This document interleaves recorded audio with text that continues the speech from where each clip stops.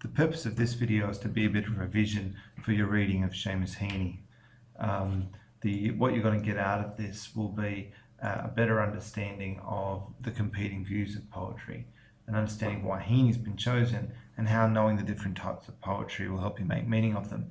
But also, it'll point you towards some of the terms that you really need to know. So what is poetry? Well, if we begin with William Wordsworth, the spontaneous overflow of powerful emotions. This is a kind of a very conventional view of what poetry is, and it's one that might be familiar to all of us. But if we go to Shelley and look at how poetry lifts the veil from the hidden beauty of the world and makes familiar objects be as if they were not familiar, this kind of extends on some of the ideas that Wordsworth put forward. But then if we go forward a little bit further to Walt Whitman, to have great poets, there must be great audiences too. And he invites this, that poetry is about the interaction between the poet and his audience, or her audience. Yeats, going forward, sees poetry in a slightly different light. He says that our conflicts through our conflicts with others, we make rhetoric. Of our conflicts with ourselves, we make poetry. And so poetry then becomes part of this art form that distinguishes itself from rhetoric or persuasion. And Ezra Pound says that poetry is a language pared down to its essentials.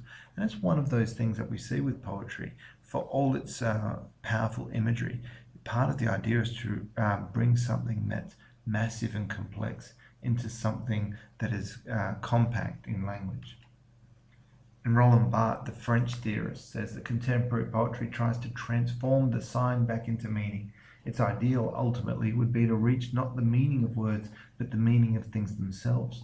This is why it clouds the language, increases as much as it can the abstractness of the concept and the arbitrariness of the sign, and stretches the limit the link between signifier and signified. Now, of all of these definitions, this is one that you could easily just ignore. But this does point to this area of theory called semiotics, where Roland Barthes is talking about language as a system of signs, and poetry is part of that.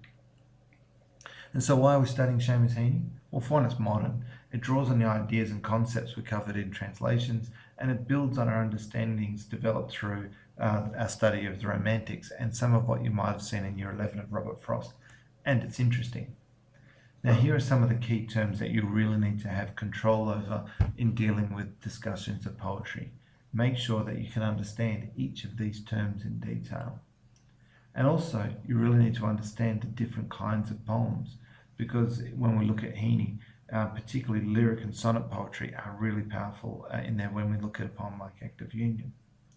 And so then when we read a poem, this kind of structure here might help you. If we initially read for meaning, then read for images and mood, and then read for language, that can help us break down a poem into something more manageable. And what we have to think of here, and I'm covering a lot of material, I know, is how to quote from poetry in essays. And so one is block quoting, where you go to the next line and indent your quote, and make sure you follow the line breaks, the same ones as the original text. There's no need to use quotation marks in this kind of quoting, and use this for longer quotes that are difficult to build into the flow of your prose. And the other is your in-text quote. This particular one here, you can see in yellow, I've used a colon here to announce that there's a quote coming, and notice the slash in the middle after the word thumb to indicate the line break. And so make sure that they stay grammatically correct with the rest of your text. That's quite important. And that capitals are maintained for the beginning of new lines if they're actually part of the original poem. Okay, so over to you. These are the kinds of questions that you might want to look at. Write down 3 most important things considered, and which view of poetry do you ascribe to? Wordsworth, Shelley, Ezra Pound, Walt Whitman, W.B. Yeats. Which of their view of poetry is one that's more like where you sit? Which one do you think Heaney ascribes to? And that will give you some interesting food for thought.